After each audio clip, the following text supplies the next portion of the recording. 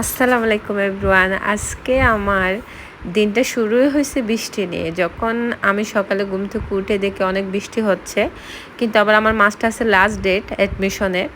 সকালে তাড়াতাড়ি রেডি হয়ে মাস্টার্সের অ্যাডমিশনের জন্য দৌড়াইতেছি, বৃষ্টি প্রচুর।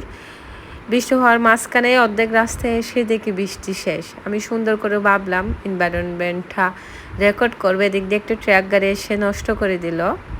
হ্যাঁ, এই যে আমি ফর্ম ফিল আপ করতেছি, বাট এটা আমি না, আমার একটা সিনিয়র আপু। আমি অ্যাকচুয়ালি পারতেছিলাম না, বারবার ভুল করতেছিলাম দেখা ও আমাকে ফর্মটা ফিল আপ করে দিচ্ছিল।